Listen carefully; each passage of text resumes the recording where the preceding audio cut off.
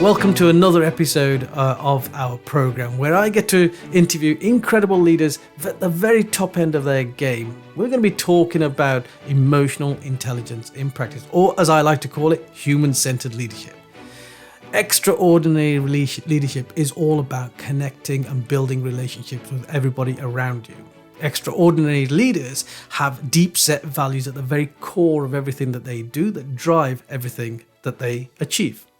So who is on the show tonight? Well, I have been chasing this guy for months and months and months, and I finally have managed to get some time in his diary for him to be on this program. I'm hugely blessed to have with me Sunny Araf.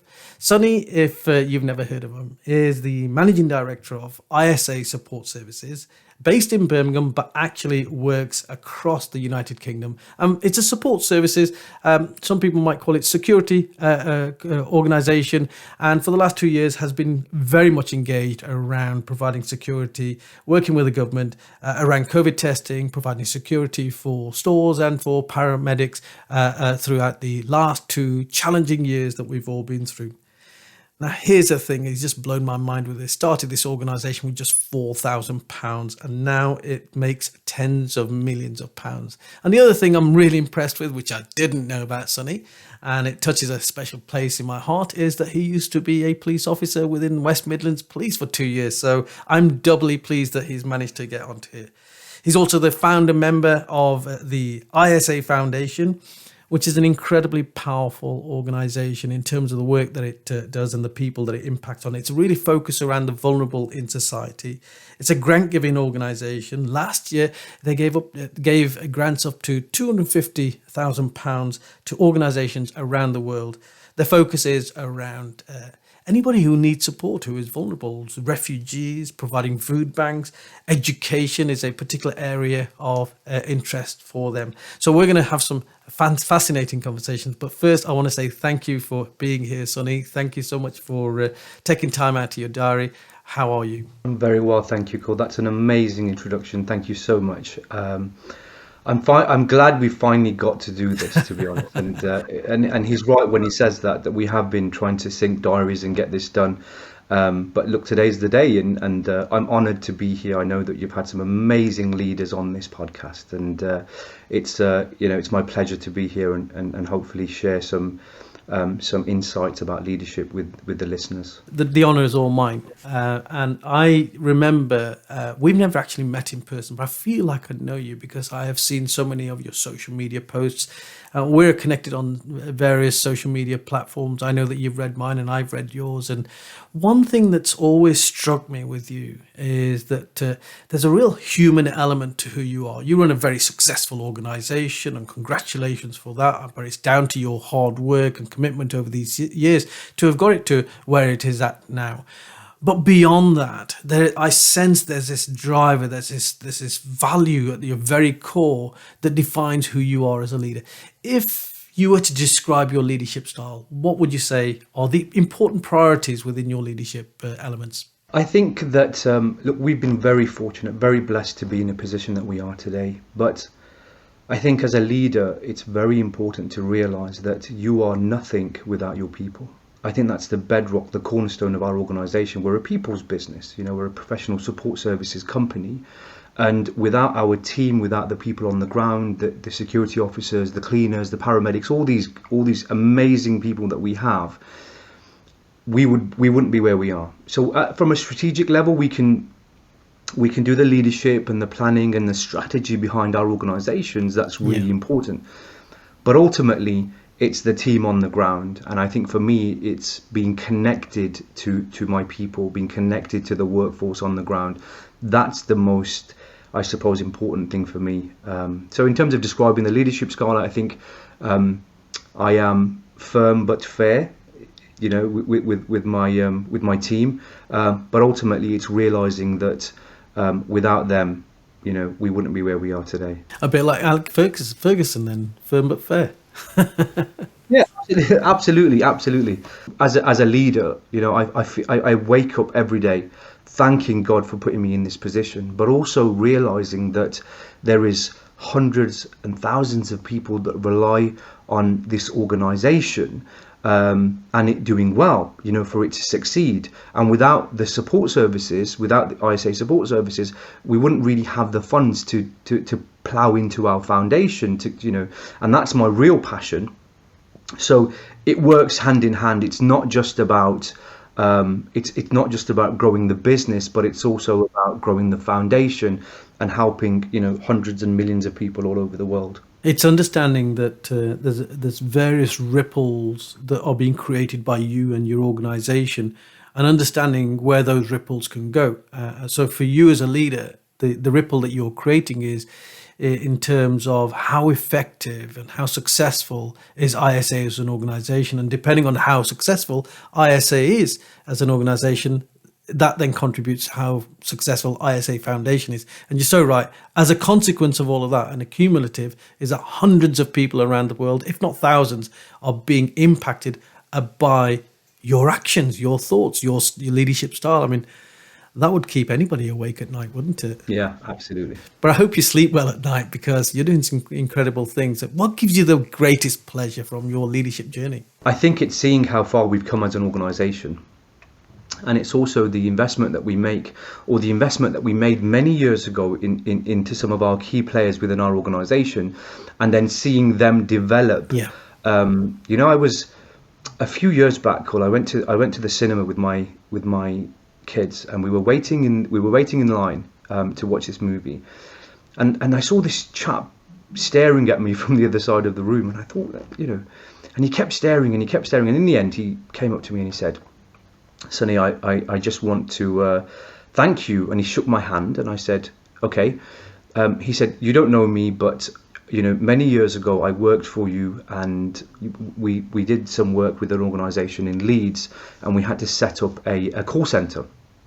So they had to set up this emergency call centre, and we had to mobilise it very quick. So we shipped a team of people from Birmingham, put them up in a hotel, and they ran this call centre for one of our clients. And he happened to be one of the guys that we sent to Leeds. And he said, the job that I did for you guys, the work that I was able to pick up, because we paid very well for that specific role.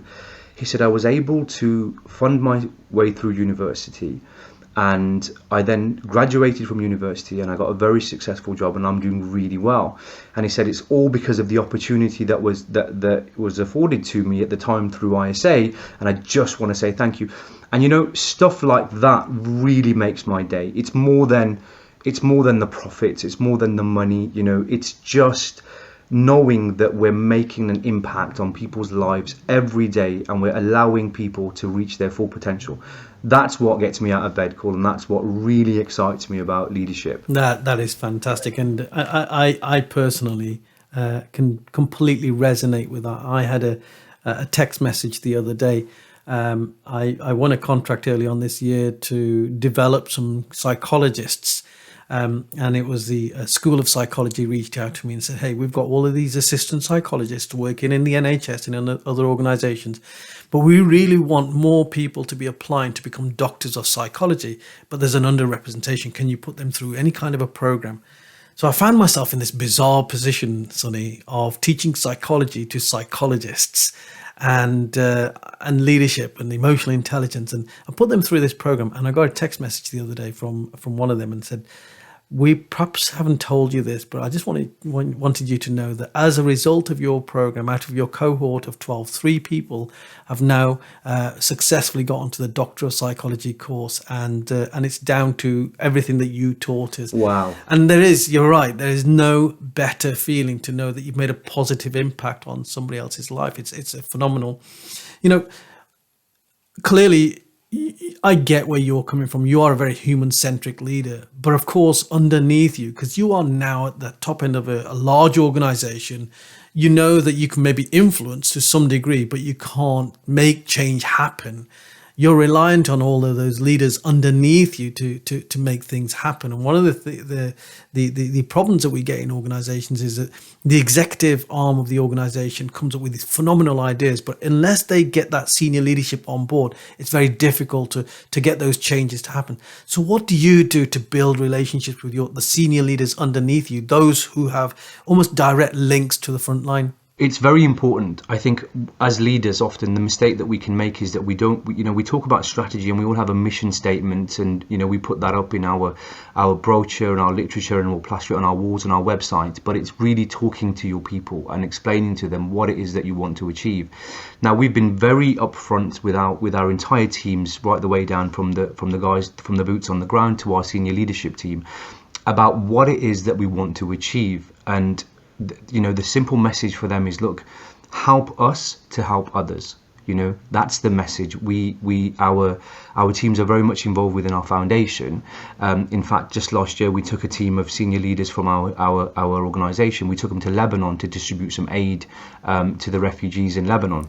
Wow. Myself and my business partner, we paid for everyone to travel. We paid for their travel costs and their accommodation, and they were able to hand deliver the aid. And that in itself was probably one of the best experiences for our guys, because they got to see physically with their own eyes the difference that we're making as an organization.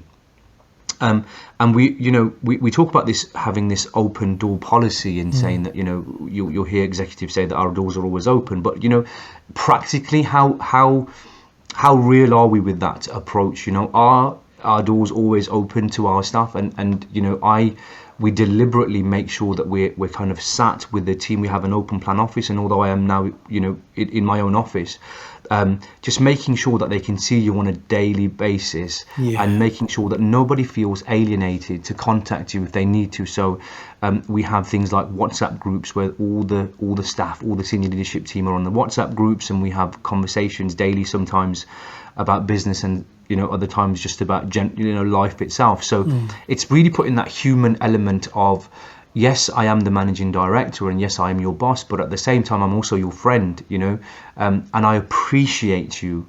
I really appreciate you. And just telling people that the mistake that we can sometimes make is that we can see people are doing a great job, and they are breaking records and developing, and that's fantastic.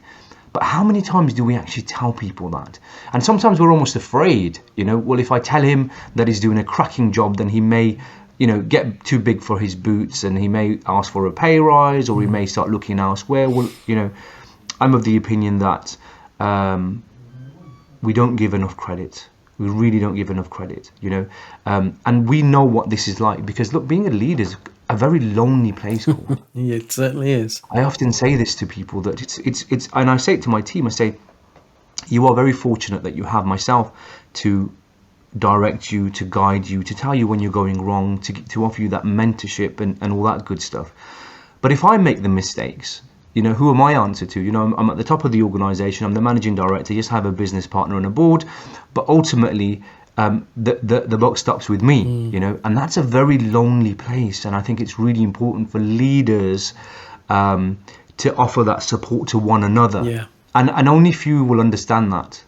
How lonely it can actually be. There's three key points in everything that you just mentioned there that are, I think, so powerful they need reiterating and opening up a bit more. The first one is, I'm going to touch on this loneliness in leadership. I do a lot of keynote speaking, and one of my keynotes was called the lonely leader, a phrase that I very often opened up with. And I'd say, there are times in my life when I have been in a room full of hundreds of people, yet I have felt like the loneliest person in the room. Why? Because I am the leader where the buck stops.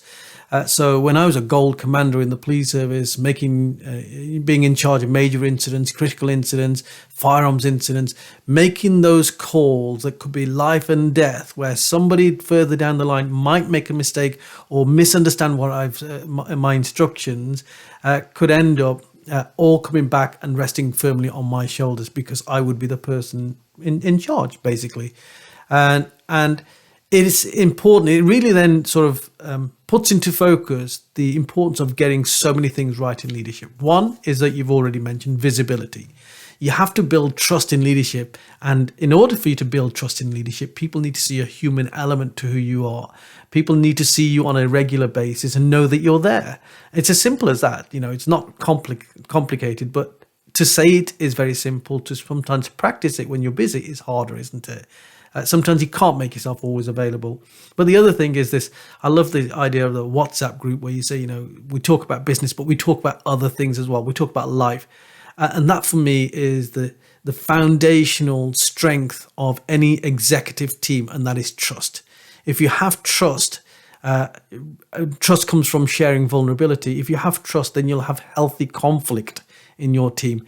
And you have to have conflict in any team. If you don't, and everybody just agrees with everything because they don't really care, then you won't get commitment. If you don't get commitment, then nobody's going to hold each other to account. If you don't hold each other to account, what's going to happen? You're all going to go off in different directions, and nobody really follows the organizational goal. So I think whether you know this or not, you're actually practicing it yourself. By the sounds of it, you're building that foundation of trust. So I guess if we were to take a litmus paper to ISA's leadership team, I guess the trust levels are going to be quite high. Absolutely, yeah. We're like a family. We are like a family, and look, the reality is over the last 2 years, it's been very, very stressful for all of us because of how you can imagine how full on we've been as a business, and we have laughed together, we've cried together, and literally that's it, because there came a point in our journey over the last 2 years where it was, for me, I knew what we had to do as an organization, but I didn't know what to do to get there.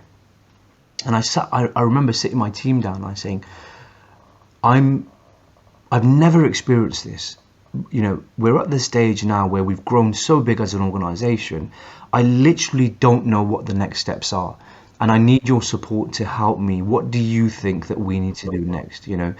Love that. And I was very vulnerable at the time because I knew, I learned very early on that we can only grow as far as our skill set allows us. And I almost, I felt like I was hitting this brick wall because I thought, great, I've managed to get the organization to where it is, but now we need to go to the next level. And I really don't know what to do and how to get there. And I wasn't embarrassed or ashamed to share that with my team.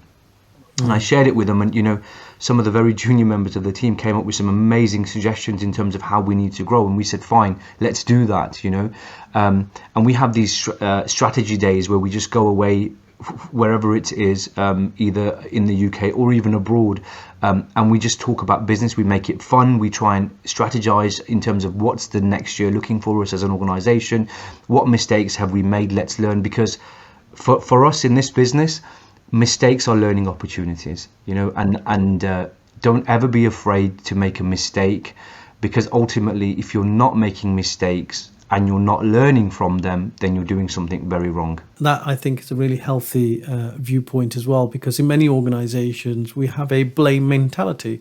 In the police service, we used to say, oh, we don't have a blame culture, but actually we sort of did, because when somebody did something wrong, one of the first things that would happen with the professional standards unit, the complaints investigation unit, would jump on you from a great big height. I'd like to think that it's changed a bit now, but I think there's an awful lot of work to do, not just in the police service, but in so many organizations, particularly across the public sector, because there's a risk aversion that takes place. And in order for us to follow the path that you're talking about, where you embrace failure as an opportunity to learn, you have to be much more risk tolerant. And it's not until you tolerate more risk and accept more risk can you actually start growing and be more innovative and creative. And I guess that's part of what goes on in the psyche of ISA. Yeah, look, we know that we're going to make mistakes. And, we have these very open and transparent conversations with our clients too, to say, look, and very early on when we have an onboarding meeting with a new customer, we're having these conversations, and I actually say to them, and it's almost become a bit of a pitch really, but I actually say to them, look, we're going to make mistakes. We're about to mobilize a contract, and it's a big contract, and it's a lot of hard work. And I always say to them that, look, my team and myself, we will make mistakes, but I can promise you one thing, that we will learn from those mistakes. we'll try not to repeat those mistakes, and we need your support to help us become better people and a better organisation in order to serve you and your people and protect your property and assets. And when it's really refreshing, and a lot of clients have fed this back to us. It's really refreshing that you've got that frame of mind. And it's almost like saying to someone, look, I think I've often had it. I had it in the past, that I've been very fortunate to have been self-employed and had my own business for the majority of my career. But when I did, as a student, and before the police force, work for organisations, those managers that were supportive, when you've made a mistake, they earn your respect a lot quicker than those that were quick to just be very critical and abusive and whatever else when you've made a mistake. So I try to learn from that. In fact, we've got our finance manager that works for me now, used to be my boss at Burger King when I was a student. Wow. Wow. He was my boss for a few years. I was a student. I was at college studying A-levels, and I took a part-time job at Burger King, and he was the boss there, and he was a very good manager. He was very supportive, and I remember when he's been with us for nearly 5-6 years now, and I remember when we advertised the vacancy for the finance manager, he called up, and I happened to answer the phone. And I answered the phone. He said, hello. He said, Sunny, it's me. It's Irshad. And I said, Irshad? He said, yeah, from Burger King. And I said, oh, wow. Hello. How are you? Yes. And he said, well, I'm applying for this job. and I remember it because I said, before we continue this conversation, I just want to confirm, did you sack me at any point? It was such a long time ago. And he said, no, he said, you left. He said, I left before you and you stayed on. I said, fine, but look, of course, he had the right qualifications and experience, but the biggest I think one of the biggest reasons that I actually offered him the job was because he didn't do bad by me. He was a fair manager. I remember him all those years ago when I was a student. And I think and it's knowing that, look, I've had, situations in my life where my whole life has been turned upside down. And I know this. So today I may be sat in this seat being interviewed by yourself on this podcast, but tomorrow I could be one of the employees.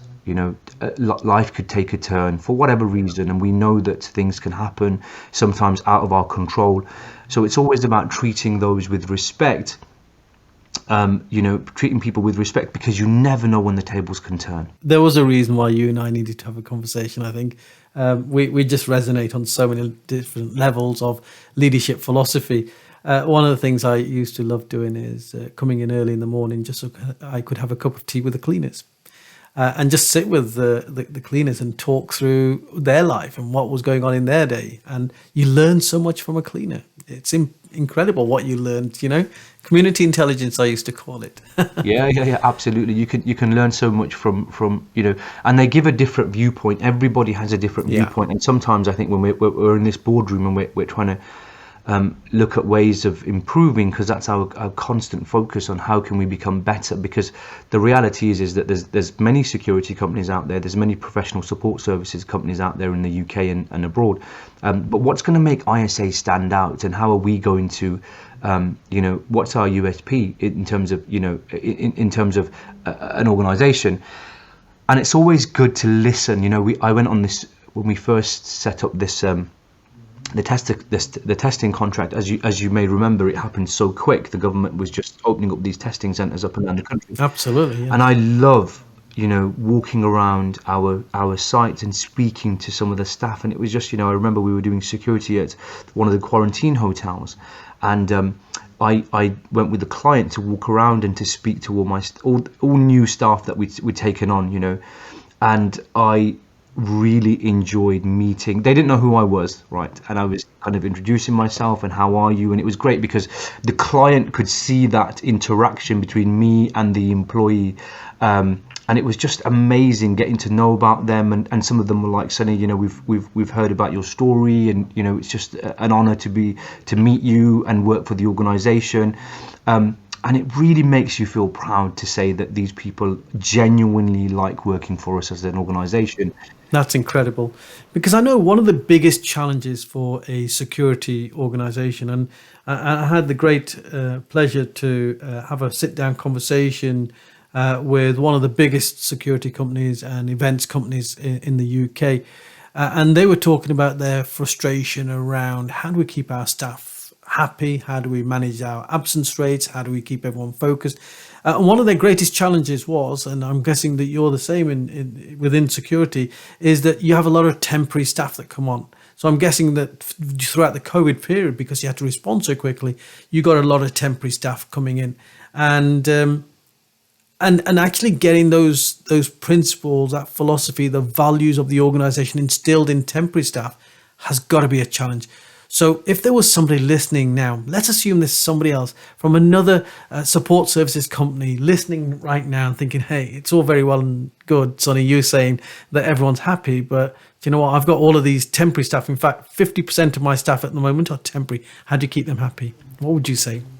I think we can no longer compete with pay rates.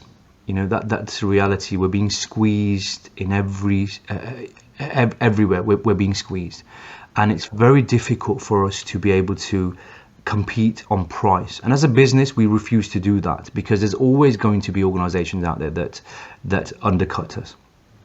I think it's making sure that you listen to the feedback of your staff, you know, and ask them what it is that you can improve. So things like employee surveys, and social media has a huge part to play in that. You know, you communicate with your employees via social media, but ultimately there's you know, our rates are driven by the client. You know, the client will pay a charge rate, and that will be dictated.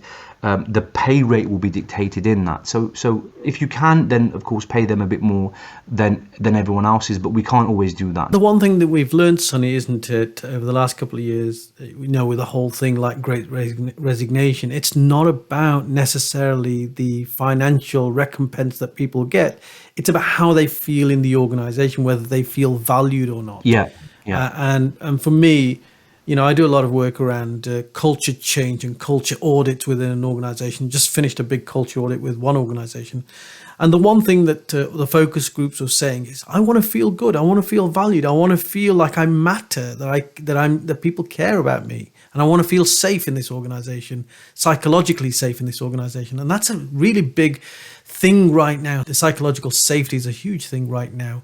And that comes with the culture, the kind of culture that is clear that ISA is passionate about creating. When I travel the world with our foundation, and we go to a refugee camp in Bangladesh, for example, and we hand deliver a food parcel or an aid kit or whatever it is, and we see the smile on that widow's face, a refugee that's been displaced from Burma or wherever, and we document that, and we send that out to our staff, and we show them that through your hard work and your dedication and your commitment, ISA Support Services has been able to provide a food parcel for this woman, for this widow, thousands of miles away. Incredible. So every day when you leave your home and you come out to work and you're working on client sites, remember that you're making a difference to these people all over the world. It just reminds me of that one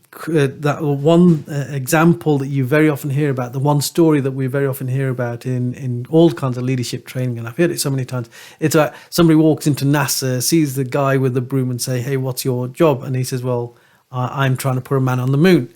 I'm not here to sweep the floors. I'm part of the whole machinery, one of the cogs in the whole machinery that desires to put a man on the moon. And so that's where you're coming from, this philosophy. And that's great that you're instilling this end goal into all of your employees and saying that you're part of this whole conveyor belt that eventually creates this impact, this change, this legacy that you're leaving behind through the foundation. Sonny, I could talk to you forever. I genuinely could. And I think you and I need to have a cup of tea together as well, by the sounds of it. Absolutely. We do. By the way, I'm super impressed. And Sonny told me just before we came on, he went on it. I saw him appear on the camera, and I said, I don't recognise this guy. You got the wrong person. I said, have you lost a bit of weight?